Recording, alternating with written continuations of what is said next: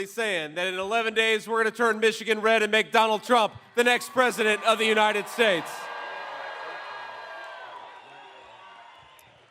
Now, we have some great people here. First of all, he's become like an old friend, GOP Chair Pete Hoekstra. Pete, thank you so much for being here and for all your hard work in our state here. We've got Committeewoman Hema Kolana-Garetti. Oh, I did okay? All right, okay. Thank you, ma'am. I apologize if I butchered your name there, but I appreciate you being here and for all your hard work here. And then, of course, we've got the great founder of Auto Workers for Trump, Brian Penbecker. Brian, where are you? There we are, man. There he is. That guy is working so hard, and he told me a story. That happened today or yesterday? Today. You cannot make this up. This shows, I'm telling you, that Providence is smiling on the Trump campaign because they were doing a rally at an auto plant not far from here, and right at the moment they were doing the rally outside, the fire alarm inside went off. So they had about 1,000 people come outside in the middle of a Trump rally, and they start cheering and screaming. And I think that means auto workers are going for Trump. That is a good thing. That is a good thing.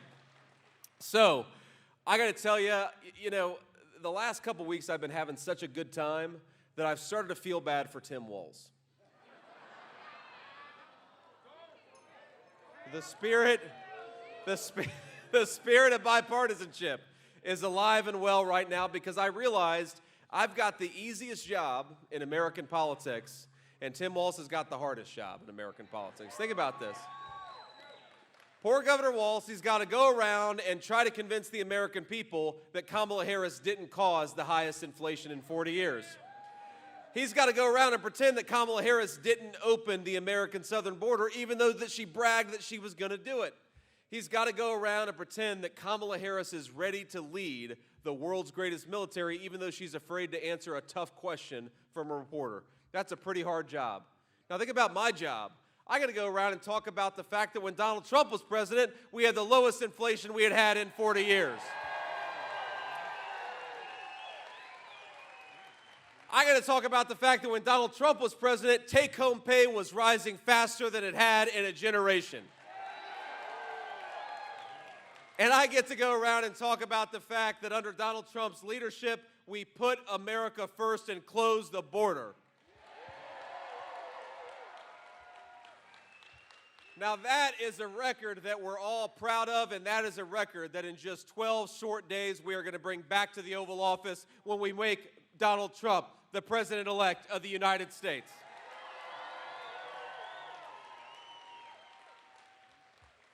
Now, I got to say, too, you know, Kamala Harris she's an interesting person, isn't she? I don't know that I've ever seen a person a Democrat or a Republican who wants to be the President of the United States but seems to have no idea what she actually wants to do when she's president. Now, you know these interviews that she does, now normally they would say that a softball interview is the best thing for a candidate because, you know, you get asked a softball question, then you get to talk about whatever you want to. Well, the problem I think we realized with Kamala Harris is that with a softball interview, you still got to be able to hit a softball. And every time that Kamala Harris does an interview, I think that we gain about 50,000 or 100,000 votes. Now, I'm going to say something to the great people of Michigan here because, you know, obviously I'm a political candidate. Don't take my words for it. Take Kamala Harris in her own words. Because a couple of weeks ago, she gave an interview to a program called The View. We watched The View. See, this is my sacrifice, ladies and gentlemen. I watch Kamala Harris on The View so that you don't have to. And I'm proud to serve. But that's maybe the hardest part of my job is watching programs like The View when Kamala Harris goes on. Well, she goes on The View, and I believe I was in Tucson, Arizona, and I get a phone call from the president's communications director, a guy by the name of Jason Miller. You've probably seen Jason on TV. He's a good guy. He does a good job. So Jason calls me, and he's like a kid the night before Christmas. He's like, Senator, did you see this interview? And I said, no, I haven't seen the interview. He said, they asked her whether she was going to do anything different from Joe Biden, and she said, nothing comes to mind. Now again, the clip is out there for the people watching at home on TV. Go and watch the clip where they ask Kamala Harris, would you have done anything differently from Joe Biden? And she says, nothing comes to mind. Now in her defense, that maybe could be the slogan of the Kamala Harris campaign. Nothing comes to mind. Because there's no substance.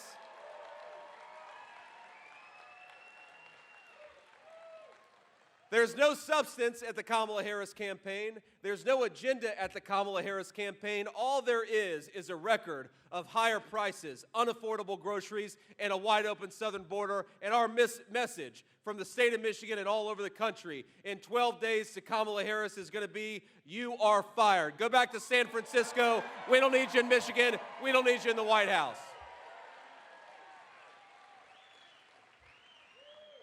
Now, one of the reasons I love to be in Michigan is that we have got the proudest tradition of craftsmanship and of making things in the great state of Michigan. And look, I'm a Buckeye. It is hard for me to say nice things about Michigan. But thank you. Remember, the vote that matters, the battle that matters, is making Donald Trump the next president of the United States. That's what can unite Buckeyes and Wolverines. It's like the lion laying down with the lamb. Thank you. So, here's the thing. Under Donald Trump, the American auto industry, our great Michigan auto workers were thriving. And the reason we were doing better than we had in 30 years is because Donald Trump recognized something that, frankly, Republican and Democrat leaders, both parties, had neglected. And it's that if foreign corporations want to use slave labor in China or Mexico, the only way to fight to protect American workers is tariffs. Slap a big fat tariff when they try to bring that crap back into our country. That's how you protect Michigan auto workers. Now, you see Kamala Harris every day. She's attacking the concept of tariffs, but when you attack that, you are attacking the future of the Michigan auto industry. And it's not just that. It's not just that she wants to destroy the Michigan auto industry. It's that she wants to tax all of us so that we can buy electric vehicles made in China. It's the worst economic plan in this country, and it's especially bad for the people of Michigan. Because here's the thing. All of the mining is done in China. All of the materials and the supply chain is in China. So when Kamala Harris says we're going to tax American workers so that they can buy cars, force them to buy cars made in China, what Donald Trump thinks is, first of all, this is America and you ought to be able to drive whatever in the hell car you want to. That's principle one.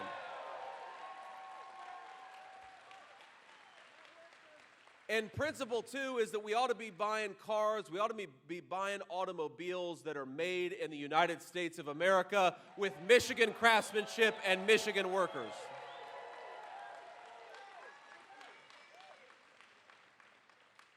But let's just recount a couple of the bad things that have happened to the auto industry just since Kamala Harris became our vice president. Stellantis announced that it would permanently lay off 2,500 Michigan auto workers, the folks who are making the Ram 1500.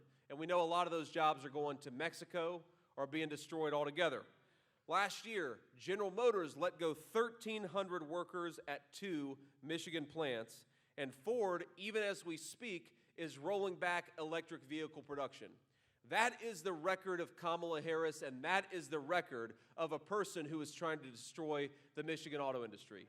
So here, to all the workers, to their families, my solemn promise is that when Donald Trump is back in the White House, you will have a fighter for the Michigan auto industry and the people who go to work in Michigan auto factories every single day.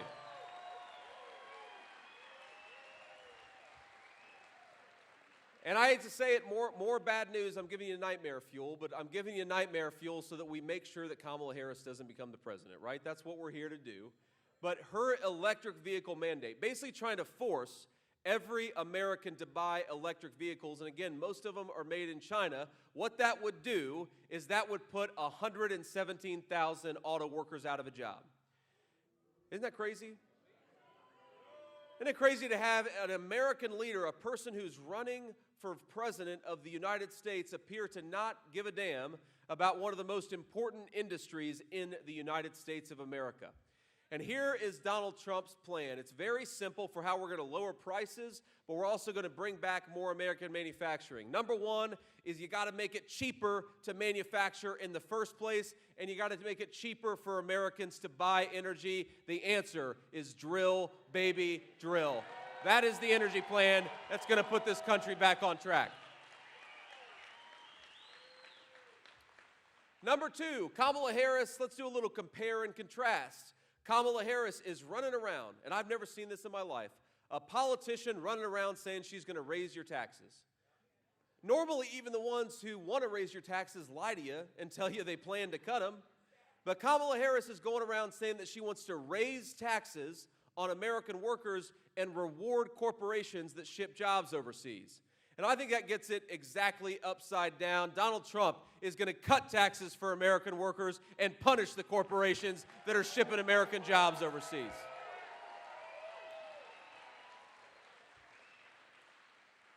And of course, that's not the only difference, because while Kamala Harris opened the American southern border, she bragged about it. On day one, she became the border czar, and they did 94 executive orders, suspending deportations, stopping Donald Trump's Remain in Mexico policy, opening the floodgates to illegal immigration in the United States of America.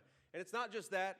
It's not just that she welcomed illegal aliens into this country in record numbers. It's that Kamala Harris wants to give them free Social Security and Medicare. And of course, it ain't free because you're all paying for it. So here's the difference between Kamala Harris. While she wants to open the country to millions upon millions of illegal aliens, and while she's promising to give them free health care, housing, and Social Security benefits, Donald Trump has a different message. In 4 months, pack your bags because you're going back home.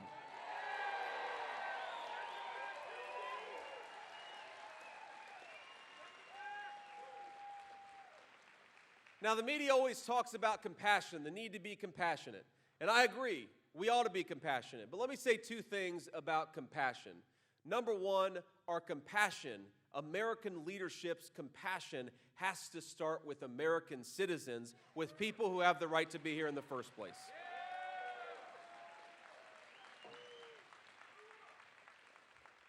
Because think about this, when you let in all of these millions upon millions of illegal aliens, what the media never talks about when it talks about compassion is, how about compassion for the millions of American children who can't get a good education because their school districts are overwhelmed with people who can't speak the local language? How about we talk about compassion for the millions of Americans who are mourning their relatives who died of a fentanyl overdose from the poison brought in by the Mexican drug cartels? How about compassion for people who are waiting for 3 and 4 hours at hospital emergency rooms because we've let in so many people that the American citizenry can't get access to health care at their own hospitals? Let's have compassion for those American citizens. And let's have compassion for the millions of young Americans who would like to buy a home but can't because housing is unaffordable in the United States of America. And this is something, my friends, the press never wants to talk about this, but here, if you want to solve the housing problem, if you want to make housing more affordable for America's people, you got to do two things. Number one, cut out the ridiculous regulations, lower energy costs, and build more housing. That's number one. You got to build more housing.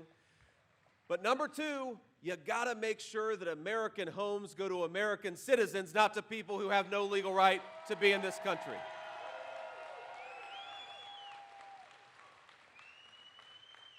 Think about this. When you let 25 million people in your country, you got to put them somewhere.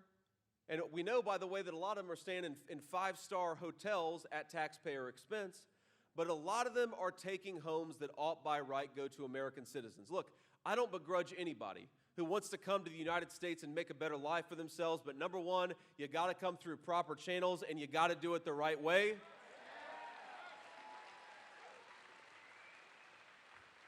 And number two, we need an American president who recognizes the first responsibility of that president is to the American citizenry. We need Donald J. Trump back in the White House.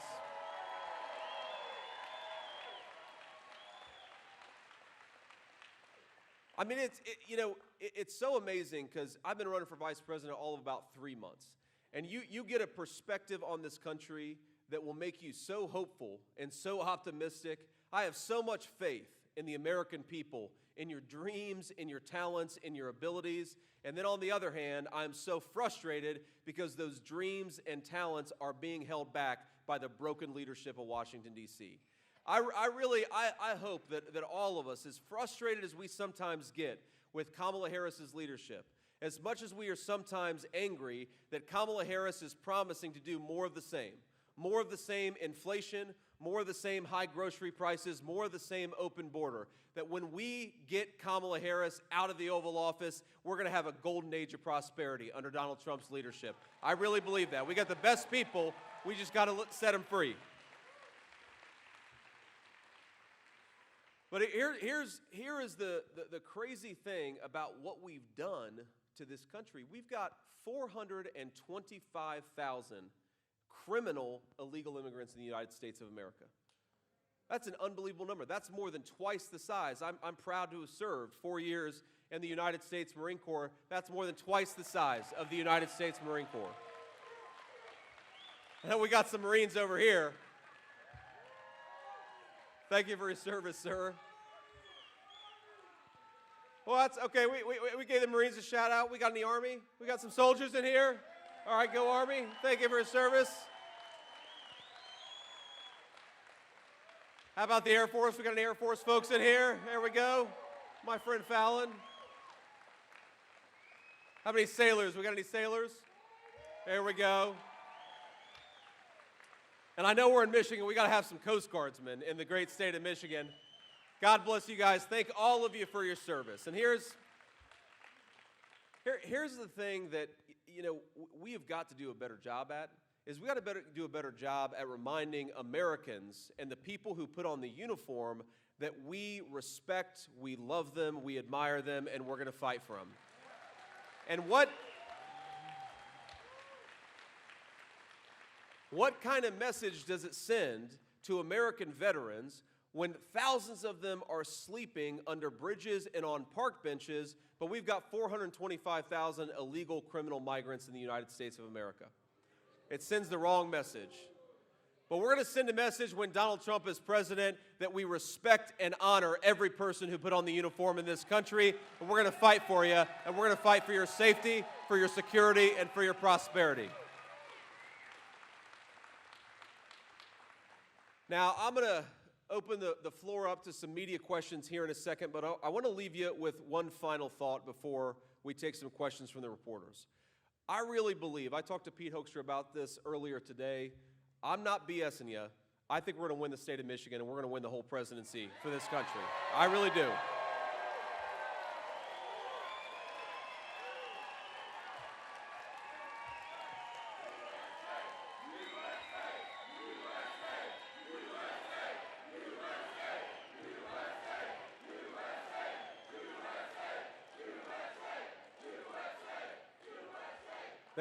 There's a but. There's a but. We're only going to win if we get out there and vote. And not just get ourselves out there and vote, but get our friends and family out to vote too. So I'm going to make 3 requests of you before we turn the floor over to the reporters and ask some questions. Number 1, I want every single person in this room, in this hangar, to get out there and vote 10 times.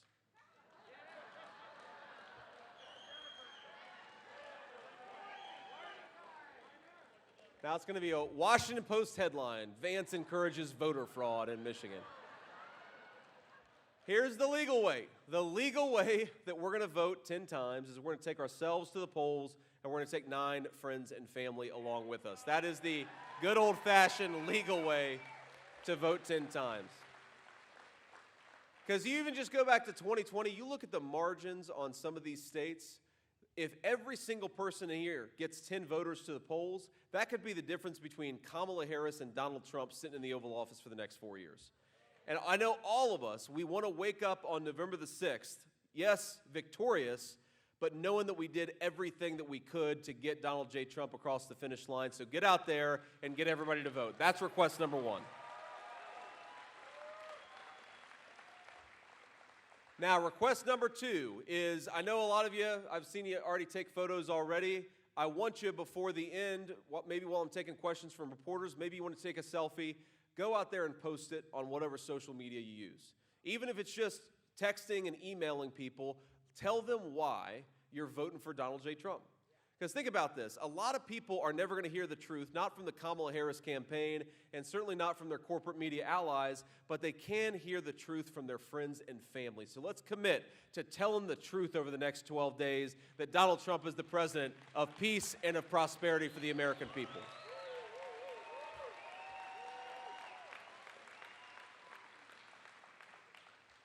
And here's the final request, and I want to read this to make sure I get it right. SwampTheVoteUSA.com. That is a website, SwampTheVoteUSA.com.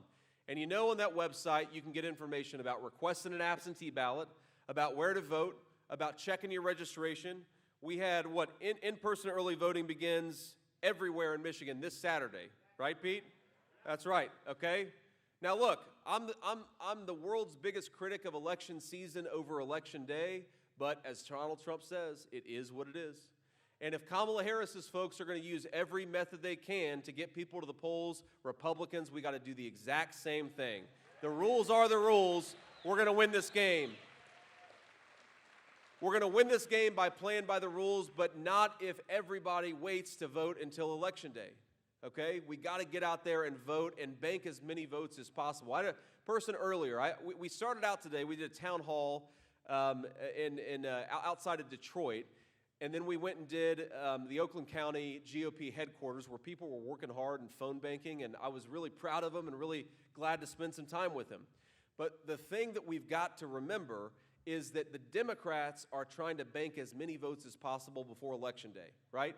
They're trying to go into the game with the score as good for them as possible, so why don't we do the exact same thing and get out there and vote and make our voices heard? We got to do it.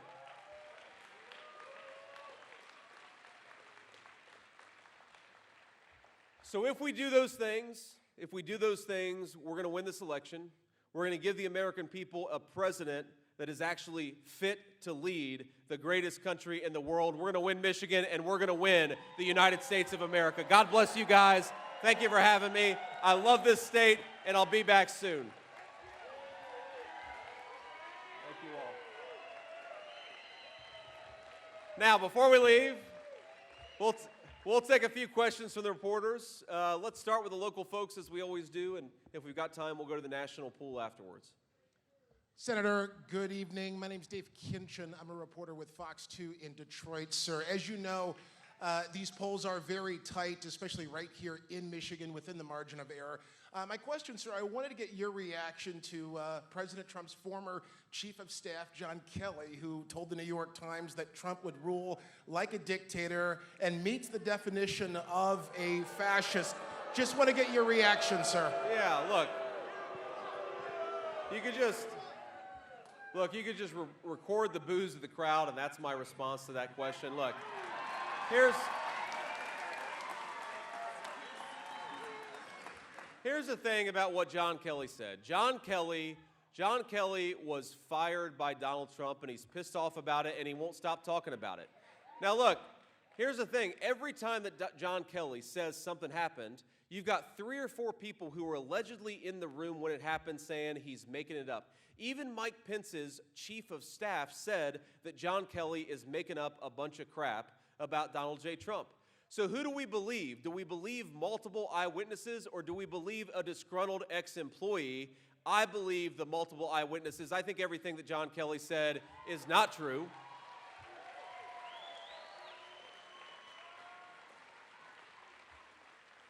But I also think, look, you guys are reporters, and I think a lot of the folks here know how this works. John Kelly didn't come out of his own volition. I guarantee he talked to somebody on Kamala Harris's campaign beforehand.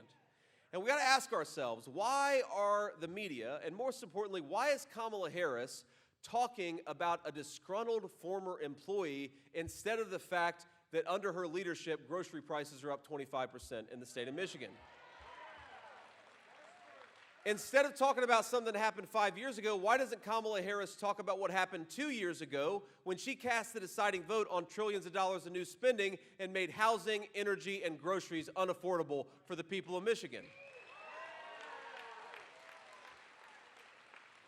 And I not as a vice presidential contender or as a political candidate in this race, I speak as an American citizen, and I am offended for my fellow American citizens when a person is running for president of the United States not on what she's going to do for the American people, but on a bunch of petty grievances from years ago. Talk about the future, Kamala Harris. Talk about what you want to do, and shut the hell up about what happened 4 years ago.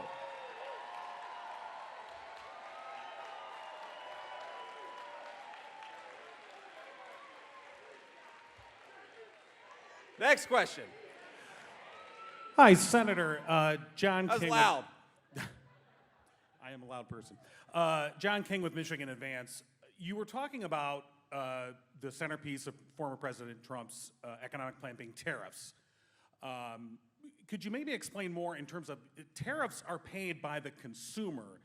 In fact, putting a tariff on anything is a tax on American consumers. So if you could explain that, if that's wrong, explain how a tariff is not paid by the consumer. Here's why this is wrong. So first of all, let me give you a very precise example, and then two, let me try to understand the theory behind it. Number one, we actually already had a president who imposed tariffs on China, who brought back American manufacturing, and when that president, Donald J. Trump, was president, inflation was 1.5%. So we know that tariffs can protect American workers and also keep inflation low. That's the first thing. The second thing here is we have to ask ourselves, okay, let's say you're a factory and you're deciding whether to invest in the United States of America or to manufacture in China using literal slave labor. I mean, people making $3 a day. I don't want American workers making $3 a day. I want them to earn the kind of wage that can support a family, okay? So here's the thing. You make the stuff in China at $3 a day, and then you try to bring it into the United States and you undercut the wages of American workers. But if you impose a fat tariff on people who are trying to import that stuff, then American factories and American corporations invest in American workers. That creates good jobs, it creates good products, and it makes us more self-reliant. Because here, we have to remember the same people that said that tariffs always lead to price increases are the same people who said that it would make our country richer if we let China and Mexico manufacture all of our stuff. Now, we all should have learned the hard way during the COVID pandemic. Remember, when hospitals couldn't get hospital gowns and surgical masks for their surgeons because all that crap was made in China. So Americans are paying more for health care. We don't have the medicine and the equipment that we need. We're poorer off, and we're also more reliant on our biggest adversary in the world. That is not a path to prosperity. That is a path ultimately to national slavery. Donald Trump's economic agenda is the path to prosperity and freedom for American people.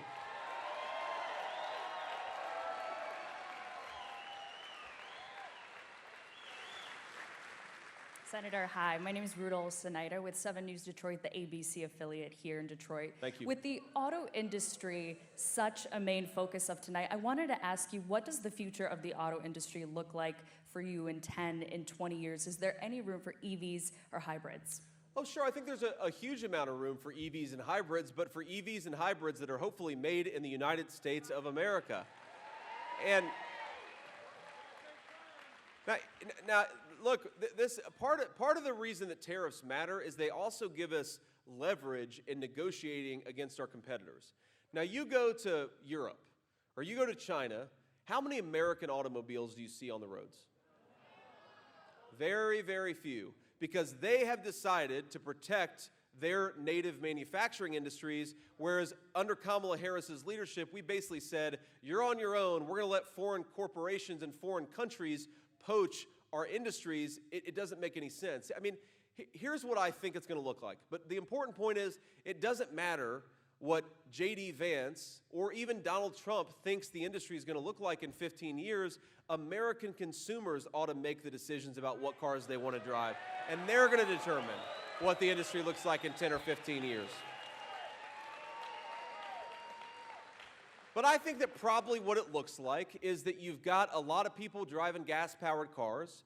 You've got probably 20% of the country that it's driving some kind of an EV or a hybrid, and that's about how it shakes out, because that's what I think the American people want.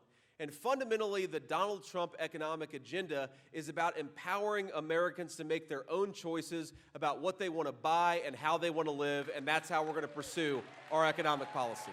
Thank you. Hi, Senator. My name is Hannah Mackey with the Detroit News. You've spoken out against Chinese battery maker Gotion coming to Michigan. Do you have any reaction to the Politico story that says Gotion was paying Trump campaign manager Susie Wiles' lobbying firm nearly $1 million? No, I don't have a comment because I've never seen that story. I will certainly read that story and try to understand what's going on there. But what I will say is that President Trump and by the way, you know, I forgot to give a shout out to is the great Senate candidate Mike Rogers, who's doing a hell of a job. And I think that we ought to get out there and vote for him.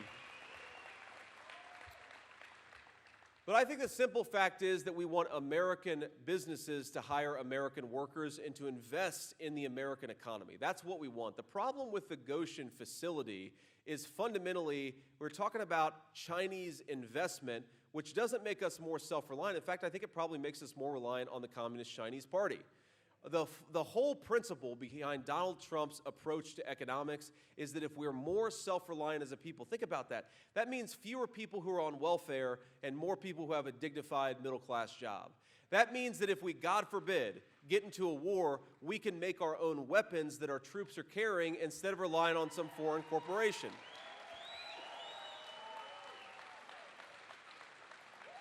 Let me give you two statistics that really ought to scare the hell out of us, my friends. Manufacturing GDP, China controls 32% of manufacturing GDP. The United States controls 18% of it. We used to be the manufacturing power of the entire world. We're going to get back there under Donald Trump's leadership. Let me give you a second statistic that should worry us. Last year, for the first time in a very long time, America became a net importer of our food. You know what that means? That we import more food than we grow for our own people. So the Kamala Harris pathway is we don't make our own stuff. We don't even grow the food that is necessary to feed our own people. That is a pathway of reliance on the worst people in the world. I want Americans to be reliant on each other and on our own citizens. Let's do one more question. Hi, my name is Darylyn Horn. I work with WWJ News Radio in Detroit. Stellantis is not an American-owned company, so how will you hold the CEOs accountable and help those people who were laid off? Well, I think that while Stellantis is not an American company, they do business in America, so they have to actually follow American rules, follow American laws, and respect American workers, and that's what Donald Trump and I are going to fight to make happen. And I think it's very simple. The thing that we want is that we want to make sure that corporations that are operating in this country actually obey our laws. One of the biggest problems, right, and one of the reasons that Chinese firms are able to undercut the wages of American workers is they don't obey our environmental laws, right? We want clean air and clean water. But if a Chinese corporation is doing business in a very dirty way, that poisons our environment and destroys the wages of our workers. If they're not paying their workers a decent wage, they're undercutting the wages of American workers. We have got to become more self-reliant. We've got to protect our own country, our own people, and our own economy. And that's the Donald Trump plan. Now, let me leave you with a final thought here. And, look, I recognize that we've got just 12 days or, as we used to say in the Marine Corps, 11 days and a wake-up. That's how long we have. And it's getting down to the wire, and I'm getting excited about it, but it's also hard to believe we're so close to the end. Here's what I'd ask you to do. I'd ask you to think of yourselves as fighters, but fighters not just for a cause or for a set of ideas, and especially not for political candidates. I want you to think of yourself as fighters for your fellow Americans. Because there are a lot of people here that aren't at this rally, but a lot of people in the state of Michigan that desperately need better leadership in Washington, D.C. I remember when I was a kid, and I was raised by my grandmother, as a lot of you know, because my mom struggled with drug addiction for a big chunk of my early life. And I remember, because Ohio gets not quite as cold as Michigan, but gets pretty cold in the winter. And I remember sometimes if times were especially tight, my grandmother, I called her Mamaw, Mamaw would say, you know what, we're not going to turn on the heater tonight. We're going to throw a few extra blankets on the bed, and that's how we're going to get through this winter with our finances still intact. And I happen to believe that we have got the richest and most bountiful energy reserves anywhere in the entire world. If you work hard and play by the rules, you ought to be able to heat your home in a cold winter night. That's what we're fighting for.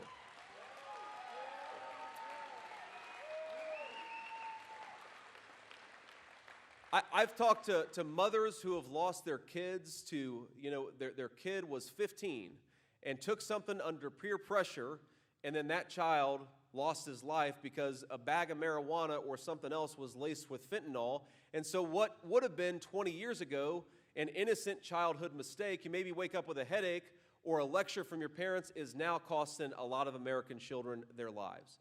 And I met another woman a few weeks ago who told me, she was a retiree, her husband was close to retiring, that they had this tradition where they would do steak night. For 40 years, they would do steak night every Friday night. And I'm not talking about going to a fancy steakhouse. I'm talking about going to the grocery store, buying a nice steak, and having that be their thing. And I think all of us know it's those little rituals with our family that actually make life worth living. Well, she stopped doing steak night last year because under Kamala Harris's policies, groceries just got too expensive. And so something that she had done that gave meaning to her family life for 40 years, she stopped doing because groceries got too expensive. And so over the next 11 days, think about what we're fighting for. We're fighting for that woman to be able to have steak night with her husband on Friday. We're fighting for a kid like me, for his grandmother to be able to turn the heat on when it gets really cold at night. We're fighting for American children to grow up in neighborhoods that are safe enough where they can make a mistake and not have it cost their lives. And the way